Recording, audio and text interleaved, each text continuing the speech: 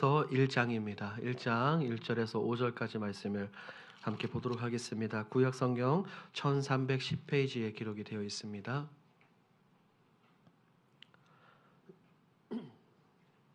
학개서 1장 1절에서 5절까지 우리 한 절씩 교독합니다.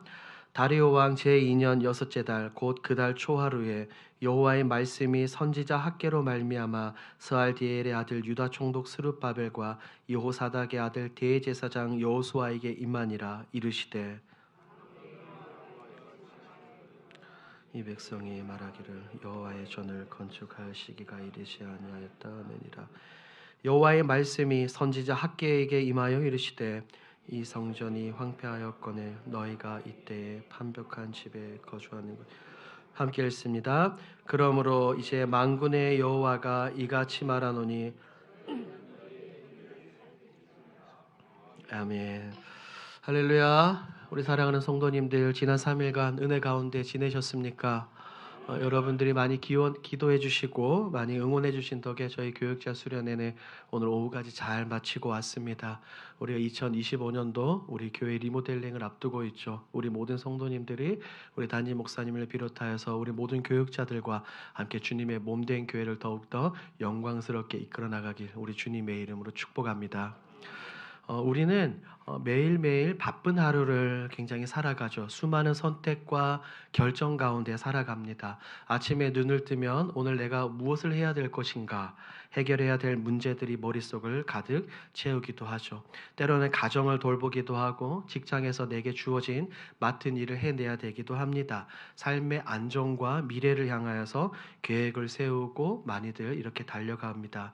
하지만 이렇게 바쁜 일상 가운데서도 우리가 최우선적으로 관심을 두고 우리가 우선순위를 놓아야 될 것이 어디일까요? 조금 더 확장해 본다면 하루가 아니라 이제 시작된 2025년도에 우리가 무엇에 더 집중해야 되겠습니까? 조금 더 확장해 본다면 2025년도가 아니라 나의 인생 가운데서 하나님이 부르실 그날까지 내가 무엇을 집중하고 어떤 방향으로 달려가야 되겠습니까? 우리는 때로는 종종 그렇게 이야기합니다. 내가 내 삶에 조금만 여유가 더 생기면 하나님을 위해서 더 헌신할 텐데요. 이 일이 끝나면, 바쁜 일이 끝나기만 하면 그때는 내가 하나님을 최선을 다해서 우선으로 섬기도록 하겠습니다 라고들 대답을 하죠. 하지만 우리의 현실은 어떻습니까? 우리가 이미 알고 있듯이 어떠한 일이 끝나고 여유가 생길 것 같지만 생깁니까? 생기지 않습니까? 아니에요. 계속해서 여러 가지 사건과 일, 우리가 우선적으로 해야 되는 일들이 많이 생긴다는 겁니다. 그러다 보니 어떻습니까? 나의 삶에 하나님이 점점 최우선순위에서 가장 정점에 놓여 있어야 될 그 신앙과 믿음과 하나님의 기도와 말씀이 점점점 미뤄지게 되는 겁니다. 우리 사랑하는 여러분, 우리가 함께 읽은 이 오늘 학개서 1장 말씀이 바로 그런 오늘을 살아가는 우리에게 주신 하나님의 경고예요. 이스라엘 백성들은 바벨론의 포로로 끌려갔지만 하나님의 놀라운 간섭과 은혜로 인하여서 다시 유다 땅으로 복귀합니다. 정작 이 땅으로 돌아와서는 하나님의 성전을 짓기보다는 자신들의 집과 삶을 먼저 돌보는 데 굉장히 바빴어요. 여러분 성경책 펴고 계시죠? 오늘 본문 1장 5절을 함께 읽도록 하겠습니다. 1장 5절입니다. 시작. 그러므로 이제 만군의 여호와가 이같이 말하노니 너희는 너희의 행위를 살필지니라. 하나님께서 이스라엘 백성들에게 말씀하신 것처럼 오늘 저에게, 오늘 우리 많은 그리스도인들에게 말하고 있습니다. 너희의 삶에서 나의 자리는 어디에 있느냐? 너의 시간과 마음을 너는 어느 곳에 가장 먼저 투자하고 있느냐라고 말입니다.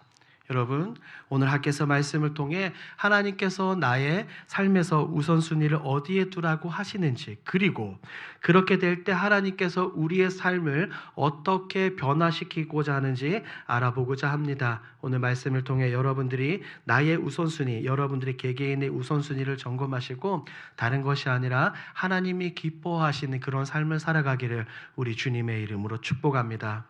오늘 본문을 먼저 살펴보아야 배경을 잘 이해해야 오늘 말씀이 귀에 잘 들어올 거예요. 바벨론의 포로로 끌려갔던 이스라엘 백성들은 하나님의 은혜 가운데 페르시아 왕 고레스를 통하여 유다 예루살렘으로 다시 돌아왔습니다. 수르바벨이 이끌고 사람들이 돌아오고 수르바벨의 지도 아래 성전 건축을 시작을 했죠. 하지만 이 성전을 건축하는 데 있어서 남아있던 사람들과 주변 여러 나라들과 민족들이 그것을 방해하기 시작을 합니다. 그래서 성전 건축이 16년 동안 잠시 중단이 되었어요. 그 가운데 하나님은 학개와 스가랴를 보내셔가지고 백성들을 격려하는 겁니다. 여러분, 지금 이렇게 있을 때가 아닙니다. 여러분, 하나님의 성전을 최우선적으로 건축하십시오라고 말입니다. 스가랴는 우리가 익히 잘 알고 있는 것처럼 하나님께서 여러 가지 환상을 보여주셨죠. 환상 가운데 임재하시고 백성들이 나아가야 될 하나님의 계획을 백성들에게 분명하게 선포하고 위로했어요. 이 두 선지자의 동료로 성전을 다시 건축을 시작했고 최종적으로 성전은 완공이 되었습니다. 이런 배경 가운데 이 학개 선지자가 백성들에게 말씀을 전했던 것이죠. 그런데 이 학개 선지자가 이 선포한 하나님의 말씀은 그냥 이 시대에 백성들에게 전했던 것이 아닙니다. 이미 오래전 예레미야 선지자를 통하여 백성들에게 주신 하나님의 말씀이 이루어지는 거예요. 제가 읽어드릴게요. 예레미야 29장 1절입니다. 여호와께서 이와 같이 말씀하시니라. 바벨론에서 70년이 차면 내가 너희를 돌보고 나의 선한 말을 너희에게 성취하여 너희를 이곳으로 돌아오게 하리라. 그러니 보십시오. 지금 수르바벨과 학개와 스가랴 모든 백성들이 성전을 건축하는 것은 무엇이 지금 이루어지고 있는 겁니까? 하나님이 약속하셨던 언약이 어떻게 해요? 성취되고 있는 놀라운 장면입니다. 그런데 이 언약은 예레미야로부터 시작된 것이 아닙니다. 익히 알고 계시듯이 창세기 12장부터 시작된 하나님의 놀라운 약속, 아브라함부터 지금까지 계속해서 이어져 내려오는 거예요. 그런데 이들 가운데 한 가지 문제점이 있죠. 여러분, 오늘 본문 말씀 2절을 여러분들이 한번 읽어주십시오. 2절 시작. 말하기를 여호와의 전을 자, 이들이 아직 여호와의 성전을 건축할 시기가 아니라고 분명히 하나님이 선언하고 계십니다. 우리가 알고 있는 것처럼 여러분들이 알고 계시는 것처럼 성전은 어떤 곳입니까? 성전. 이스라엘 백성들이 출애굽하여 광야를 행진할 때는 그들 가운데 가시적으로 보여지는 하나님의 임재의 상징이 뭐였어요, 여러분? 그렇죠. 성막이었습니다. 그런데 그 성막이 약속의 땅 가나안에 들어가서는 다윗의 아들 솔로몬을 통해서 그것이 무엇으로 완전히 변하게 되었습니까? 성전이었죠. 하지만 바벨론 침공 이후에 하나님이 가득하던 영광이 가득하던 그 임재의 상징이 성전은 완전히 불타 없어졌습니다. 하지만 수르바벨을 통해 다시 성전을 재건하고 있지요. 그래서 학자들은 이 성전을 제2성전이라고 이야기합니다. 추후에 시간이 지나면 이 성전 역시 결국 불타게 됩니다. 하지만 우리가 신약 성경을 통해서 알 수 있는 것은 무엇입니까? 이 모든 성전은 누구 안에서 궁극적으로 성취가 됩니까? 예수 그리스도 안에서 성취가 되는 겁니다. 예수님께서 백성들에게 뭐라고 말씀하셨어요? 사람들에게 이 성전을 헐라 내가 며칠 만에 다시 이것을 일으키리라. 사흘 만에. 이것은 예수님의 이 말씀은 물리적인 가시적으로 물질적으로 이루어지는 성전이 아니라 예수 그리스도의 몸을 통해 이루어질 하나님의 간섭하심과 임재 역사를 뜻하는 것이죠.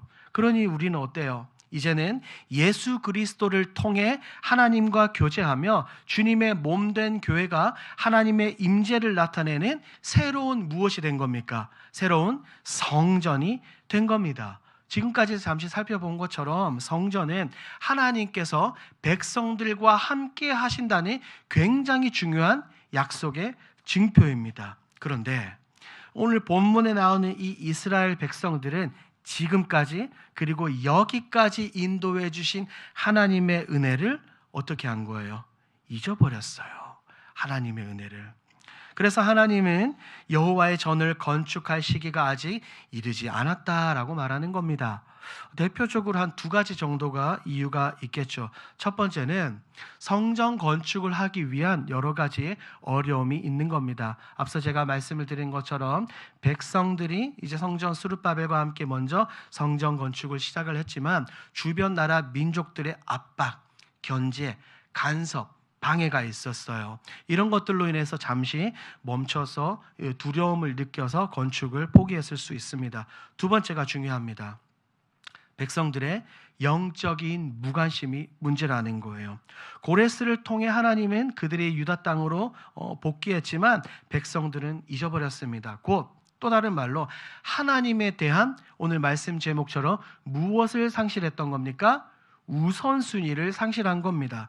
약속의 땅으로 돌아오기는 돌아왔는데 황폐한 땅에서 성전을 짓는 것보다 내가 살 집과 나의 가족, 내 먹거리를 준비하는 것이 훨씬 더 중요했던 겁니다.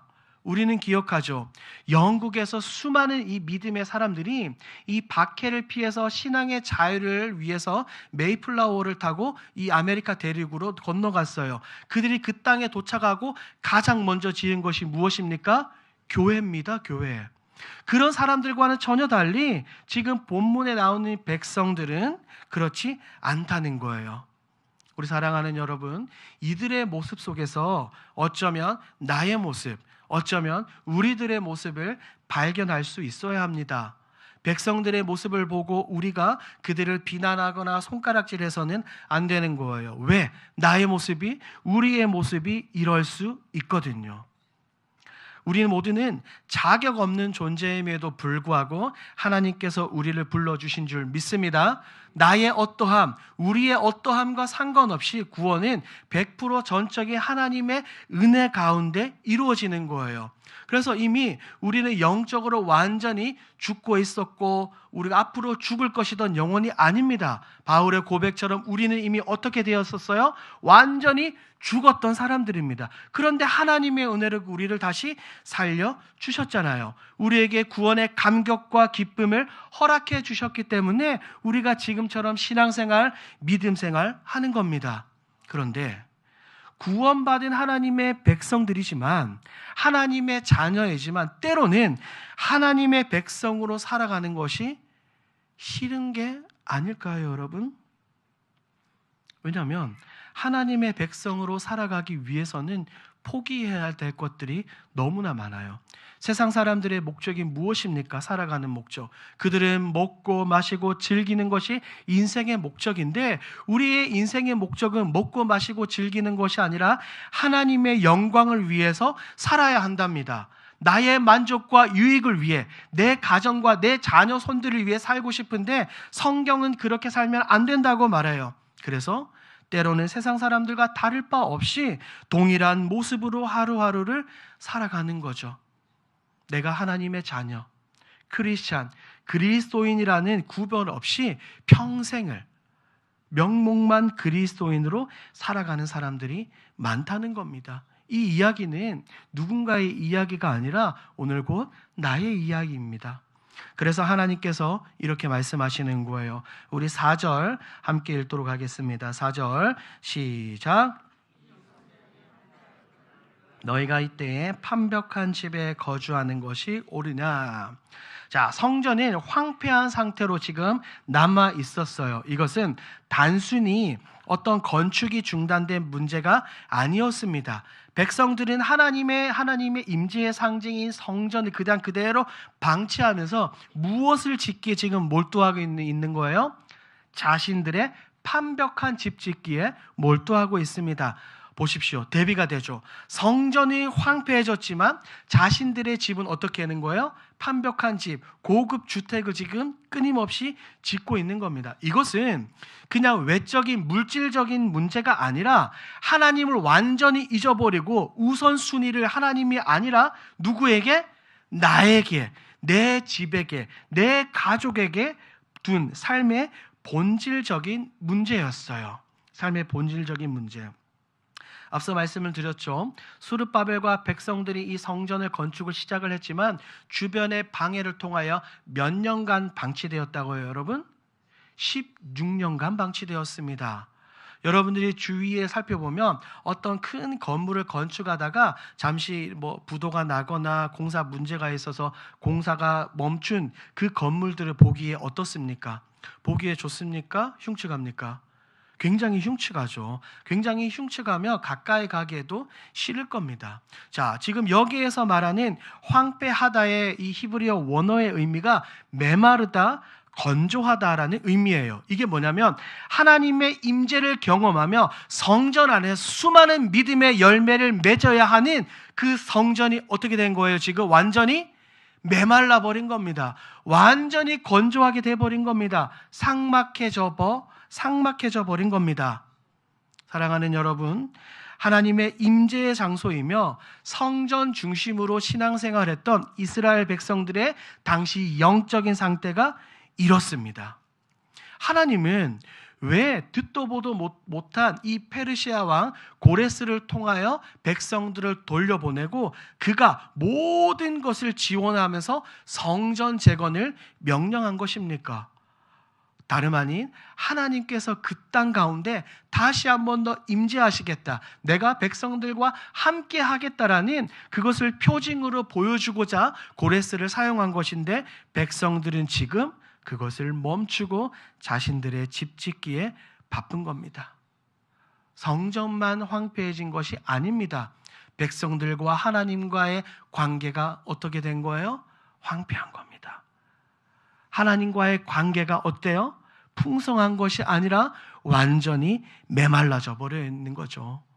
성전의 이런 황폐함은 이 백성들의 영적인 상태를 그대로 적나라하게 보여줍니다. 하나님과의 관계는 끊어졌어요. 메말라버린 나무처럼 생명이 완전히 끊어진 상태입니다. 하나님의 성전은 뒤로하고 판벽한 집을 짓고 있어요. 지금 4절에서 말하는 이 판벽한 집의 원어의 뜻은 단순한 거주 공간이 아닙니다. 내부와 외부를 고급스러운 나무로 마감한 상태를 뜻해요. 즉, 나와 내 가정이 안락함을 위해서 고급 주택을 먼저 만들었고 그들은 거기에서 쉼을 누리고 있다는 겁니다. 하나님은 없어요. 그들에게 구원의 감격과 은혜를 베풀어 주신 하나님은 온데간데 없고 나의 만족과 유익만을 위해서 살아가는 백성들입니다.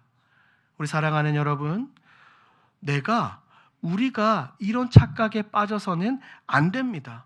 그저 내가 습관적으로 교회에 나오고 예배를 드리고 교제를 나누면 그것이 마치 좋은 신앙인이라고 착각합니다. 신앙생활도 오래 했겠다, 내가 성경도 좀 알겠다, 내가 교회에서 이런 직분도 받았겠다. 그러니 하나님의 기준이 아니라, 말씀의 기준이 아니라 나의 기준에서 이렇게 신앙생활하면 되겠지 하며 신앙생활하는 경우들이 많아요.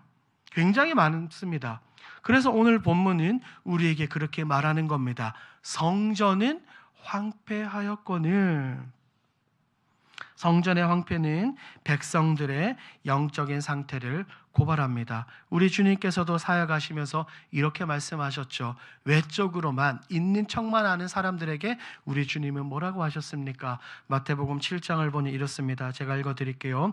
그날에 많은 사람이 나더러 이르되 주여 주여 우리가 주의 이름으로 선지자 노릇하며 주의 이름으로 귀신을 쫓아내며 주의 이름으로 많은 권능을 행하지 아니하였나이까 하리니 그때에 내가 그들에게 밝히 말하되 내가 너희를 도무지 알지 못하니 불법을 행하는 자들아 내게서 떠나가라. 주님은 말씀하십니다. 예수님을 모르는 사람들에게 하는 말이 아니에요. 예수님을 배척하는 사람들에게 하는 말이 아니라 예수님을 따르고 예수님을 입으로 사랑하고 존경합니다라고 말하는 사람들에게 말하는 겁니다. 예수님을 주님을 하고 예수님을 나의 구주라고 말하는 사람들에게 이야기하는 겁니다. 그런 사람들에게 뭐라고 말씀하십니까? 나는 너희를 도무지 알지 못한다라고 말입니다. 우리 주님께서는 왜 이런 말씀을 하셨어요? 그저 말로만 하지 말라는 거예요. 주님의 이름만 찾지 말라는 겁니다. 외적으로 보여주기식으로 믿는 척척척만 해서는 안 된다는 것을 우리에게 보여주고 있습니다. 우리 사랑하는 여러분, 왜 이것이 문제가 됩니까? 왜 성전이 아니라 내가 거주할 판벽한 집을 짓고 내가 주님의 이름만 습관적으로 부르는 것이 이것이 왜 문제일까요? 그것은 오늘 말씀의 제목처럼 어떤 문제입니까? 우선순위의 문제입니다. 나의 모든 것의 최우선순위를 하나님께 두는 것, 하나님께 내 모든 관심이 향하는 것. 칼빈과 루터가 고백했던 것처럼 내 심장은 내 것이 아니라 누구에게 있다고요? 우리 하나님께 있는 것. 그것이 어렵기 때문입니다. 진짜 제대로 신앙생활하고 구원의 길을 걸어가고 정말 하나님의 마음을 이 무더운 여름날에 시원한 냉수처럼 시원하게 한다는 것은 쉬운 일이 아니기 때문이죠. 우리 주님께서도 말씀하셨습니다. 우리 주님이 가야 될 길, 참된 하나님의 자녀 그리스도인들이 가야 될 길, 걸어가야 될 길은 넓고 편안한 길이 아니라 어떤 길이요? 좁고 협착한 길입니다. 우리가 이래요.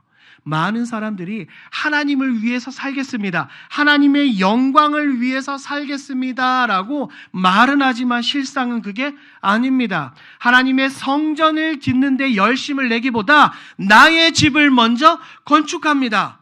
하나님과의 관계가 방치되었지만 그것은 상관이 없는 거예요. 설교 서두에 말씀을 드린 것처럼 내가 이 일만 끝나면, 내가 이 문제만 해결되면, 내가 시간만 조금 지나면 다시 회복하겠습니다 라고 온갖 핑계를 대는 그리스도인들이 많습니다. 그러니 어때요? 버려진 황무지처럼 그들의 마음은 영적으로 메말라가기 시작을 하는 겁니다. 그럴 때 우리 하나님께서는 말씀하시죠. 이 성전이 황폐하거늘 너희가 이때에 판벽한 집에 거주하는 것이 옳으냐. 사랑하는 여러분, 이 학개서는 굉장히 짧습니다. 1장에서 2장까지 밖에 되지 않는 이 짧은 학개서의 핵심은 성전입니다. 성전. 그런데 이것은 단순히 건물로서의 성전이 아니라 성전을 중심으로 한 백성들과 하나님과의 관계를 위한 말씀이에요. 백성들에게 있어서 성전은 단순한 건물이 아니었어요. 백성들의 모든 것을 다 주장하는, 모든 삶에 영향을 미치는 그런 장소였어요. 종교, 정치, 사회, 경제, 기타 등등등 백성들의 모든 삶의 중심에 무엇이 있었다고요, 여러분? 성전입니다. 성전. 더 쉽게 표현하자면 성전은 이스라엘 백성들의 정체성이었어요. 정체성. 하나님이 임재하시고 나아가 백성들과 만나는 교제의 장소, 말로 표현할 수 없는 세상에서 가장 거룩하고 가장 귀하고 복된 그 장소가 성전입니다. 그런데 그냥 방치되어 있는 겁니다. 신약에서 왜 유대인들이 우리 예수님을 잡아 죽이려고 했습니까? 그들은 두 가지 때문에 예수님을 잡아 죽이려고 했어요. 왜? 예수님이 율법을 건드리셨고 두 번째로는 성전을 건드리셨거든요. 그러니까 유대인들이 붕괴해서 예수님을 죽이려고 했던 겁니다. 오늘날 우리는 이 물리적인 가시적인 건물로서의 성전을 넘어서 우리는 예수 그리스도 안에서 왕성된 이 성전을 바라봐야 될 줄 믿습니다. 예수님은 우리가 하나님의 임재 안에 거할 수 있도록 그 탄탄한 길을 열어주셨죠. 그래서 그의 몸된 교회를 통해 우리가 하나님과의 관계를 회복하고 하나님의 영광을 드러내는 우리 부르심을 받은 겁니다. 그러니까 교회가 헬라어로 무엇입니까? 에클레시아죠. 그 의미는 부르심을 받은 사람들이라는 의미입니다. 성전이 이처럼 중요하건만 백성들에게 있어서는 그다지 중요한 것이 아닙니다. 그러니 하나님께서는 백성들에게 이렇게 말씀하세요. 우리 학개서 1장 5절 말씀, 5절을 우리가 함께 읽도록 합니다. 시작. 너희는 너희의 행위를 살필지니라. 자, 보십시오. 하나님은 먼저 그러므로라고 말씀하십니다. 앞서 성전의 황폐와 건축하지 않는 백성들이 하나님의 성전을 뒤로하고 자신들의 판벽한 집을 언급한 그것을 결론적으로 말씀하시는 겁니다. 그리고 이 5절에서 하나님은 자신을 소개하면서 무엇라고 표현합니까? 만군의 여호와. 이것은 구약 성경에서 하나님의 이름을 호칭하는 건데 약 260번 이상 사용될 정도로 굉장히 중요한 호칭입니다. 하나님의 전능하심, 권능, 주권, 모든 피조물을 다스리는 하나님의 절대 주권, 군대의 하나님이라는 거예요. 그래서 지금 그 하나님께서 절대적인 권위로 명령하시는 겁니다. 단순히 해도 되고 안 해도 되는 선택적인 사항이 아니라 순종을 넘어선 복종의 의미를 나타내는 거예요. 그 하나님께서 백성들에게 뭐라고 말씀하십니까? 너희는 너희의 무엇을 살필지라? 행위를 살필지니라. 여기서 말하는 이 행위는 단순히 내가 무엇을 하고 어떤 행동을 하고 그 의미가 아니라 원어적 의미를 보면 길과 방향을 의미합니다. 다시 말하면 삶의 방향과 태도, 그리고 오늘 말씀의 제목과도 같은 우선순위를 포함하는 굉장히 포괄적인 단어인 거예요. 그러니 이 5절 말씀을 조금 더 쉽게 원어를 풀어서 직역해보면 이거예요. 너는 지금 어떤 길을 가는지 살펴보라는 겁니다.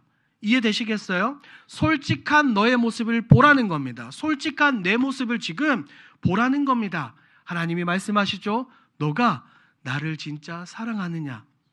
너가 진짜 나를 섬기는 거니? 내가 진짜로 너의 주인이 맞니? 진짜 나밖에 없는 거니? 라고 마음 아파하시며 질문하시고 명령하시는 이 하나님의 마음이 느껴지셔야 합니다. 여러분들이 지금 스스로 질문해보고 스스로 답을 내려보십시오. 내가 정말 하나님을 사랑하고 하나님께서 내 인생의 주인이시라면 내가 지금 그에 걸맞는 행동과 삶의 방향과 태도를 가지고 믿음 생활과 신앙 생활을 하고 있는지를 우리는 날마다 점검해야 하는 겁니다. 우리 사랑하는 여러분, 또 5절에서 중요한 단어가 있어요. 여기에서는 살필지니라는 단어가 중요합니다. 이 단어는 우리 개역개정 한글 성경으로 봐서는 그냥 한 단어예요. 그런데 원어를 보면 두 단어의 합성어입니다. 쉽게 표현하면 마음이라는 단어와 두다라는 단어의 합성어예요. 그러니까 마음과 두다 합치면 무슨 의미가 됩니까? 합쳐보세요. 마음, 두다 합치니까 뭐예요? 마음을 두라는 겁니다. 어디에 마음을 두라는 거예요? 어디에? 앞서 살펴봤던 것처럼 너희의 길, 너희의 방향, 너희의 선택에 마음을 두라는 겁니다. 다시 정리하면 곧 우리의 마음을 누구에게 두라는 겁니까? 하나님에게. 나의 마음을 세상이 아니라 하나님께 두라는 겁니다. 우리가 알고 있죠. 마음이라는 것은 단순히 감정이나 생각이 아니에요. 인격의 중심, 결정과 선택과 방향을 의미하는 겁니다. 그러니 우리 하나님께서는 지금 백성들과 오늘 저와 우리 모두 사랑하는 여러분들 성도들에게 단순히 지금 이 말씀을 하시는 거예요. 단순히 눈으로만 보여지는 성전 건축에만 힘쓰지 마라. 본질적인 문제, 하나님과의 관계를 회복하며 그것을 최우선순위로 두라는 하나님의 거부할 수 없는 무엇입니까? 명령입니다. 여러분, 우리는 오늘 이 학개서 1장 말씀을 통해 우리를 향한, 나를 향한 하나님의 말씀을, 마음을 깨닫습니다. 하나님은 끊임없이 우리에게, 나에게 질문하는 거예요. 너희는 너희의 행위를 살필지니라. 너희는 너희의 행위를 살필지니라. 너희는 너희의 행위를 살필지니라. 여러분, 우리의 삶에서 하나님은 지금 어디에 계십니까? 우리가 하나님을 가장 중요한 자리, 삶의 중심에 하나님을 모셔두고 있습니까? 아니면 하나님은 저기 뒤로 밀어둔 채 나의 일과 미래, 내 가정에만 관심을 몰두하고 있습니까? 오늘날 우리가 지어야 될 하나님의 임재의 상징이 성전은 어떻습니까? 하나님께 드려야 할 나의 이 마음은 황폐해져 있는 것은 아닙니까? 나의 시간과 열정이 하나님을 향해 있는 것이 아니라 세상의 안락함과 성공, 썩어 없어질 것들에 집중이 되어 있는 것은 아닙니까? 하나님은 비단 이 학개서만을 통해서가 아니라 수많은 성경, 창세기부터 요한계시록 22장에까지 이르기까지 끊임없이 우리를 부르고 계시는 줄 믿습니다. 우리를 부르고 계시면서 말씀하시죠. 너는 삶의 우선순위를 점검하라 라고 말입니다. 하나님께서 우리의 중심이 되실 때 우리의 삶은 비로소 참된 목적과 의미, 방향과 선택을 제대로 알고 달려나가게 될 줄 믿습니다. 사랑하는 여러분, 오늘 말씀의 결론을 맺도록 하겠습니다. 하나님께서는 오늘날 우리에게 성전을 다시 세우라고 말씀하고 계십니다. 그런데 그 성전은 단순히 눈에 보이는 건물이 아닙니다. 그것은 우리의 마음과 우리의 삶 속에서 하나님께 영광을 올려드리는 거룩한 몸, 성전을 세워가는 것이죠. 우리가 지금 재작년부터 계속해서 끊임없이 기도하고 있는 기도 제목이 있죠. 특별히 올해 우리는 이 본당 리모델링을 앞두고 있습니다. 우리가 계속해서 기도하며 리모델링을 위해 함께 기도하는 기도 제목이 무엇입니까? 하나님, 우리가 외적인 건물만 변화되고 리모델링 되는 것이 아니라 우리의 무엇이 먼저 리모델링 되기를 원합니까? 우리의 무엇이요? 우리의 마음과 우리의 내면과 우리의 신앙의 믿음의 본질이 다시 회복되어지며 다시 새롭게 리모델링 되게 하여 주시옵소서라고 우리가 기도하고 있죠. 사랑하는 여러분, 오늘 여러분의 삶 속에 하나님의 성전을 다시 세우시기를 우리 주님의 이름으로 축복합니다. 여러분의 시간과 마음, 열정을 다른 데 쏟지 마십시오. 세상 것들은 지금은 보기에는 너무나 좋고 내가 안락함을 누리지만 결국 그것은 어떻게 됩니까? 사라져 버립니다. 이사야 선지자가 고백했잖아요. 풀은 마르고 꽃은 시드나 우리 하나님의 말씀은 어떻다? 영영이 선다라고 말입니다. 그러니 우리의 모든 중심을 하나님께 드리십시오. 우리의 모든 삶의 중심을 하나님께 두십시오. 그냥 2단계, 3단계로 두는 것이 아니라 제일 최고의 자리에, 최우선 자리에 하나님을 두시기를 주님의 이름으로 축복합니다. 그렇게 하기 위해서는 우리는 분명한 결단이 필요합니다. 여러분들은 무엇을 가장 먼저 하시겠습니까? 아침에 눈을 뜨면 세상에 어떻게 하면 내가 성공할 것인가 다른 정보들을 검색하지 마시고 가장 먼저 하나님께 엎드리고 기도하시고 말씀을 통해 하나님과 교제하시길 주님의 이름으로 축복합니다. 여러분의 삶이 하나님을 중심으로 돌아가도록 구체적으로 결단하십시오. 그리고 내가 교회와 가정에서 하나님을 위해서 무엇을 할 수 있는지를 살펴보십시오. 하나님은 언제나 그러셨어요. 하나님은 나의 작은 순종과 나의 헌신을 통해 하나님께서 거하실 성전이 우리의 삶 가운데, 나의 삶 가운데 세워지는 것을 하나님은 언제나 원하시는 줄 믿습니다. 그렇기 때문에 하나님께서도 계속 말씀하시고 우리 주님께서도 마태복음에서 그렇게 말씀하셨죠. 너희는 먼저 그의 나라와 그의 의를 구하라. 그리하면 이 모든 것을 너희에게 어떻게 하시겠다고요? 더하시리라. 그러니 우리는 무엇을 먼저 구해야 됩니까? 하나님의 나라와 하나님의 영광을 위해서 달려나아가야 됩니다.